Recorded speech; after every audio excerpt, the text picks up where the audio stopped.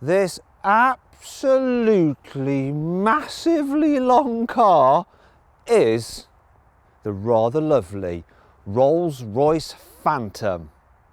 Apparently this is the finest motor vehicle ever created. And to find out if that's true, in this video I'm going to talk you around the exterior design like a harp, show you inside, occasionally you see a shooting star as well, see how luxurious it is,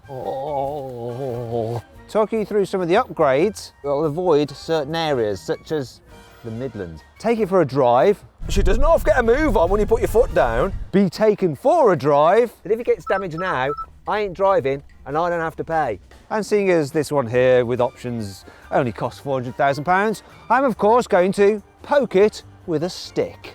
Yes, they are, Matthew. They are real indeed. Now, before we get into the video, please make sure you're subscribed to this channel and hit the bell icon to turn your notifications on. The more subscribers I have, the more likely it is that I can review cars such as this rather than just mainstream stuff. Let's go on with the video.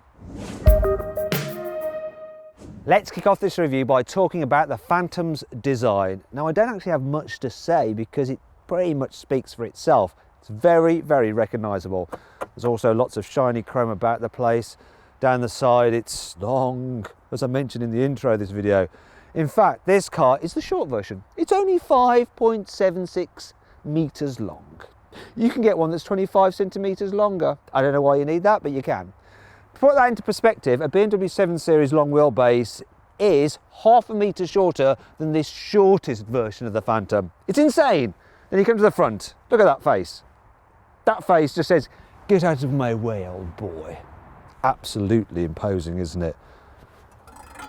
And you can play the grille like a harp. Yes, this is a very serious review. I'm sure I'll be getting another Rolls-Royce to review soon. Anyway, there's so much more to show you on this car. Here on the inside, the Phantom feels just as humongous. Look at this dash. It's like the bridge of a ship. It is huge. And then there's the quality of the materials, everything, like the leather, the seats. It's all just so glorious. There's metal switches and bits and pieces about the place. Gorgeous. And even the knobs that you turn, they're surrounded in leather. So you don't have to touch any horrible plastic if you don't want to. And the plastic that there is lovely as well. Do you know what? I can't imagine that being in heaven feels any better than being sat in a Phantom. I find it really funny that while this car has an old school style analogue clock, the dials for driving are digital, though they are meant to look like analogue dials. The infotainment system is nice and clear, and it's actually BMW's iDrive because obviously BMW own Rolls-Royce. Super easy to navigate, very easy to use. Lovely jubbly. What I do like is that when you turn the car off, you can then fold this away so it's not on show. Looking all unsightly. And when you lock the car, check this out. The screen hides away. And then when you come back into the car and turn it on, it pops back out again. Welcome to Phantom. And the whole thing is kept behind this glass screen. It's almost like a display cabinet on an expensive piece of furniture. It's lovely. Obviously the best seats in the house are those in the back of the Phantom, and I feel I should do the normal carwow practicality stuff. So yay, headroom's good. Knee room, yeah, that's really good as well. Not sure why you need the longer version. This is fine. How's this not going to be fine? Look, Isofix points under there. If you want to carry a baby, you can carry 3 people in the back at once, and because the car's wide, there's lots of shoulder room and there's still decent headroom here, and there's lots of foot space, so that's all good. Or you can fold this down and go like this. Lovely, yeah, it's all perfectly spacious. Great. And I guess I should give a special mention to these seats because they're unexplainably comfy. I don't know what is special about them, but I haven't sat in seats that are as comfy as these. Not anywhere, not just a car, just anywhere. It's amazing. Anyway, let's carry on. Check out the boot.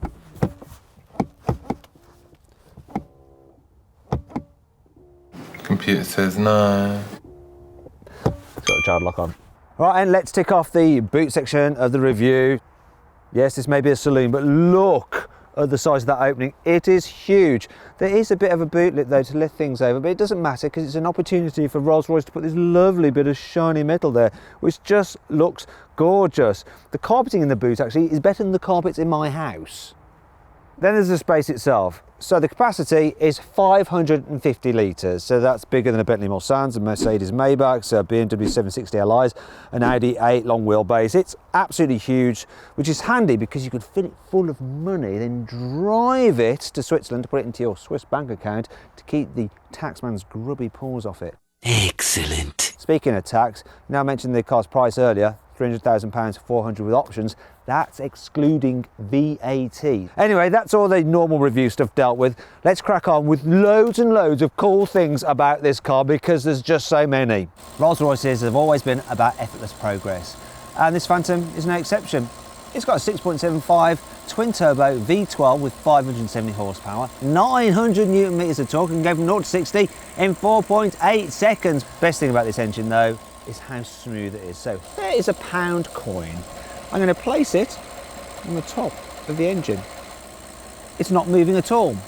But what will happen if I rev the engine? Surely it's just going to fall off and end up somewhere down there. Maybe get caught in some ancillary and cost a lot to repair. Let's find out anyway.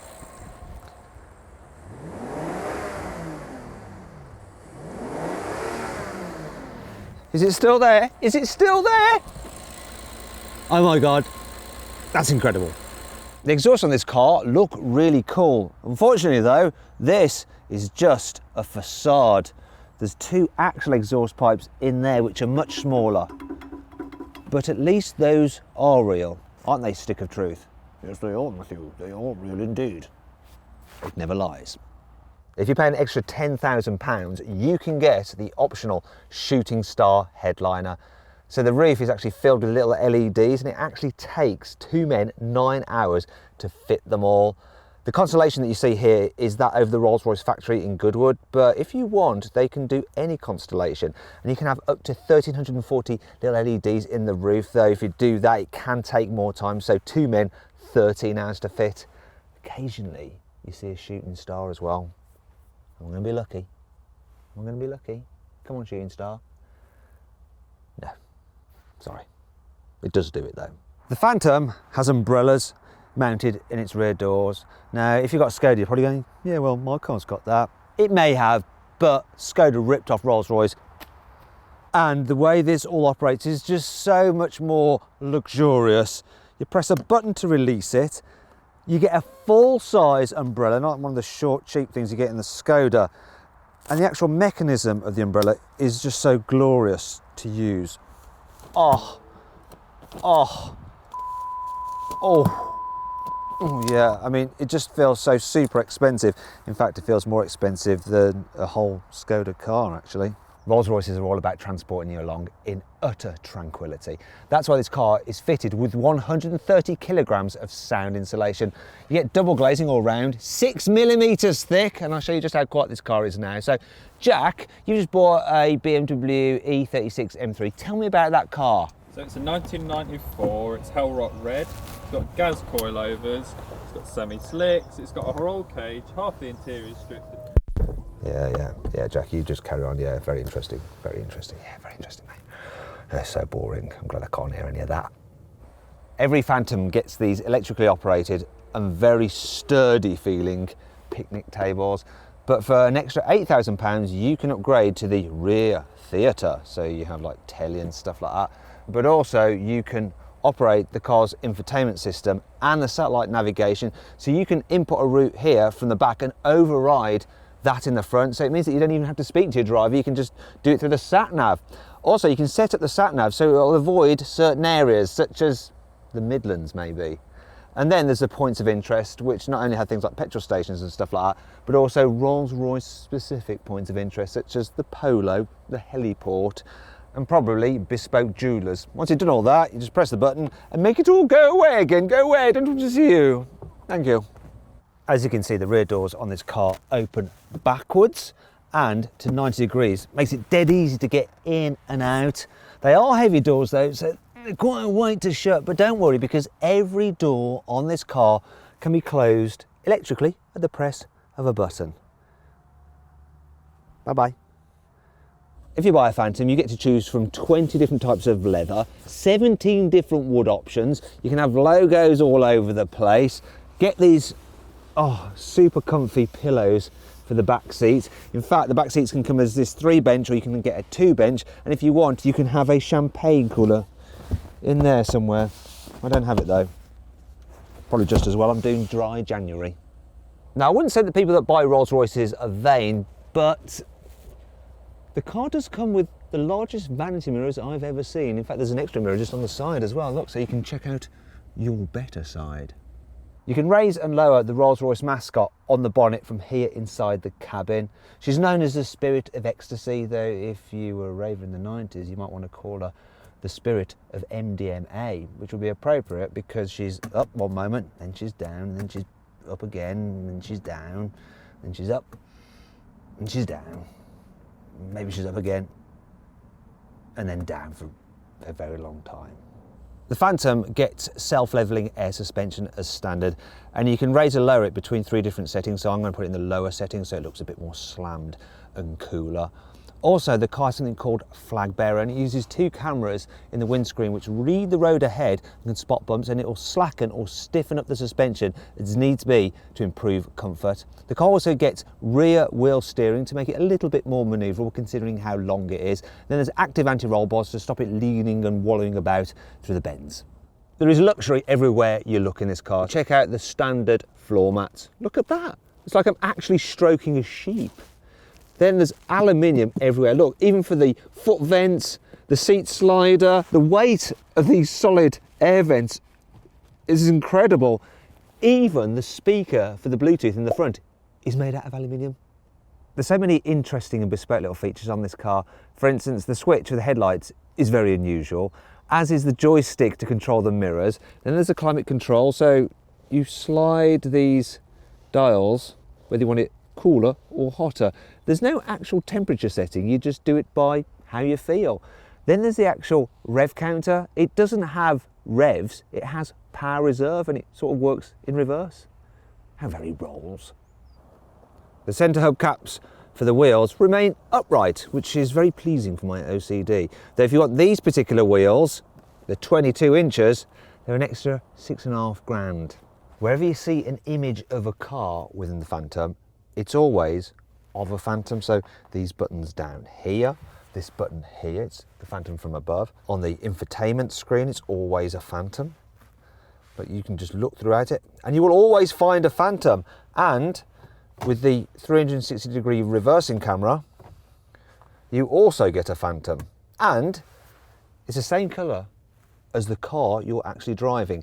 Though they haven't gone the whole hog because this is a 2-tone car with the orange pinstripe, and I can't see them on that.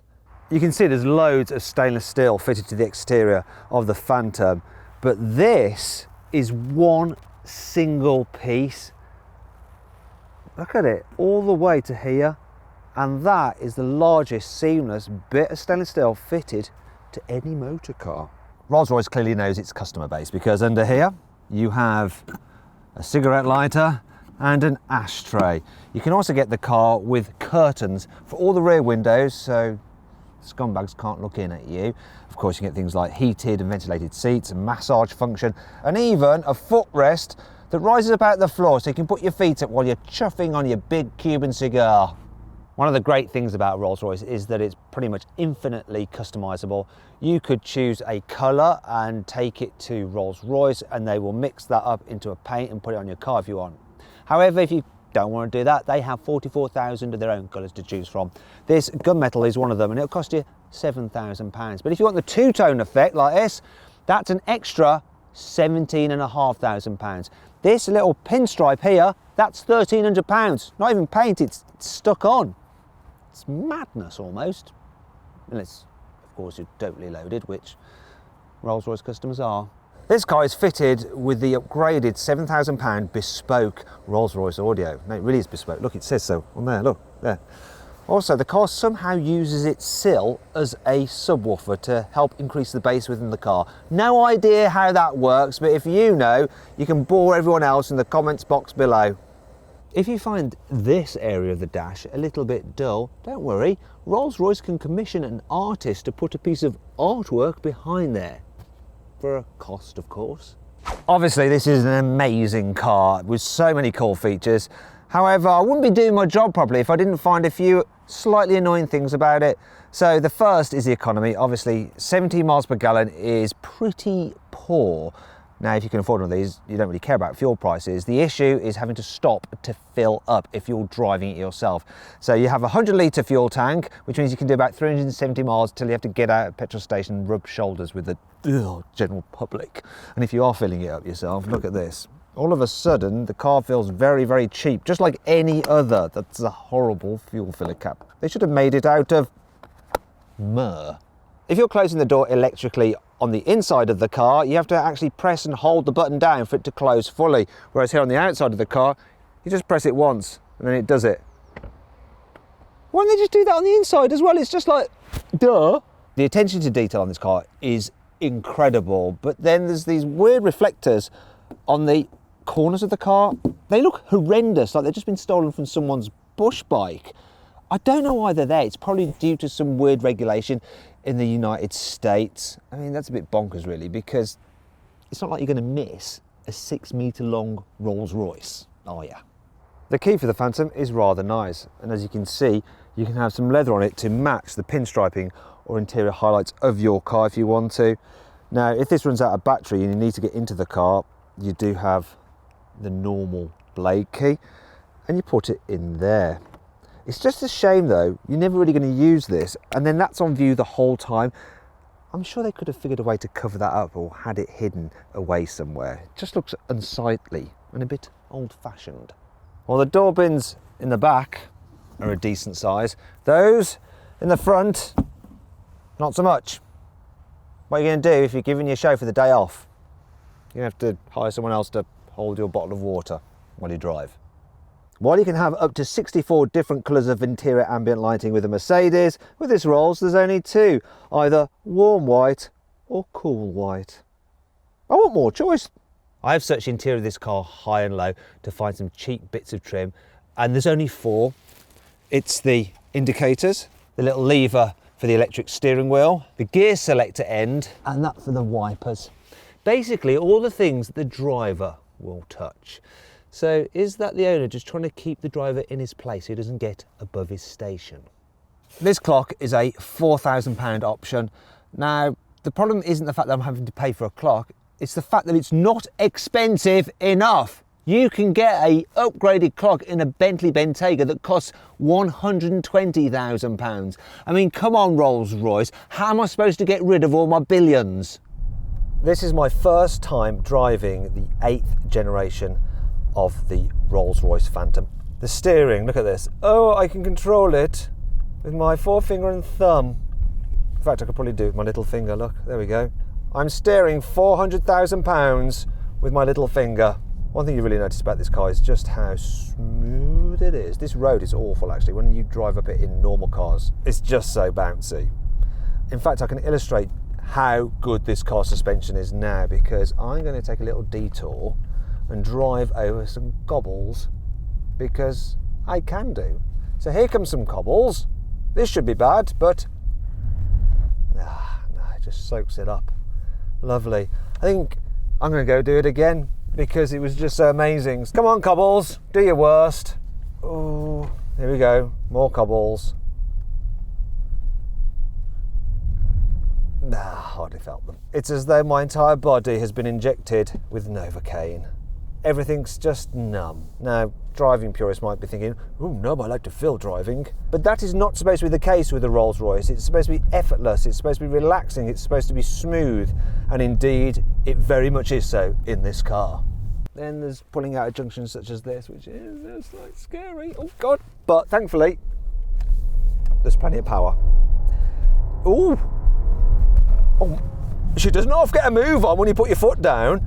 It's not like a Bentley the way it wallops you. Something like a Bentley Flying Spur is just like a drag racer off the line. In fact, if you want to see my full in-depth video review of that car, click on the pop-out banner up there.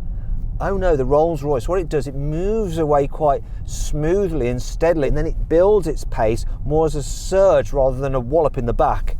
It is, without doubt, fast though, when you need it to be. And when you don't, it's just great for cruising around. Can you hear that? There's not much noise, is there? The tyres on this car are actually filled with foam to help absorb road noise, so it doesn't intrude into the cabin. And then you can just waft along in perfect tranquility, just looking at that pretty lady just on your bonnet. Oh, it's almost like you're flying like her actually, just gliding above the road surface. Relaxing. This gearbox helps. 8 speeds. It feels like 1 speed to me. It's just seamless. So smooth the way it changes. It's quite handy that this particular car has a heads-up display because I've no idea what speed I'm doing, and you're constantly having to look down at the dials to check because you could be doing 100 or 40. It just all feels the same. So it's handy to have it right on the road in front of you. It means you don't end up breaking the law, because I'll tell you what, this car will be pretty conspicuous for the police. Needless to say, driving this thing along on a motorway is an absolute dream. It's all right on a twisty road as well, as long as you don't get too carried away. It will hold onto the road despite its huge bulk. In town, it's a little bit of a mixed experience. So mini roundabouts, you can just go over them as if they're not there. Same with speed humps. In fact, I really didn't notice that at all. But then you start to get a little bit concerned just by the sheer size of this thing. So I'm heading into town now to do some essentials shopping, and we'll see how I get on. Right, where do I need to go? Is it this way? Is it this way? No, I'm going round and round. Now this could be a lot worse if I didn't have that rear wheel steering. I can just about circumnavigate this. Oh, got away with that. Quite surprised it did that. Thought I'd have to do a 3-point turn. Here's the Co-op. I don't know how many Rolls-Royce owners shop at the Co-op. Oh, look at that, but people wait for you. Look, yes, thank you, yes, thanks. Oh, bugger. I think I'll just leave this here. I'm in a Rolls-Royce after all. Maybe I can get someone else to move it for me. I think the person over there is getting a bit annoyed. Oh well. Oh, and he wants to get out as well. Ooh. I'm going to let someone else take over for a bit because I want to try it in the back seats. Haha. Excuse me everyone, sorry. Sorry people. I'm in a Rolls Royce. Driver, can you get me out of here please? I'm starting to feel really stupid. It's actually a good opportunity to try this car out and see what it's like from the back seats. Also, it's always better to let someone else do the tricky manoeuvre in a car that's almost 6 meters long, because this is a little bit frightening. Also means that if it gets damaged now, I ain't driving and I don't have to pay. Someone else does. Oh, and chauffeur, don't expect me to help because, you know, you're supposed to be qualified to do this sort of thing. Take us back. Let's get away from the Co-op and go somewhere nicer. Somewhere like Waitrose maybe. Oh, this is better actually. It's quite a pleasant car to drive, but this is what the Phantom is all about. It's about being sat in the back seats and someone chauffeuring you to wherever it is you need to be.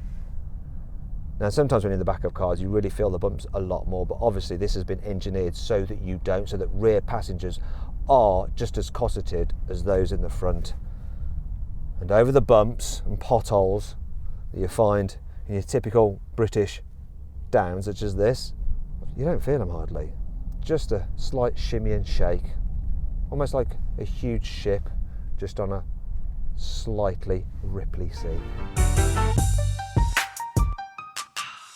So then, what's my final verdict on the Rolls-Royce Phantom? Is it crap? Is it alright? Is it good? Or is it quite simply the finest motor car ever made? Well, I think it's quite simply the finest motor car ever made. Toodle pip!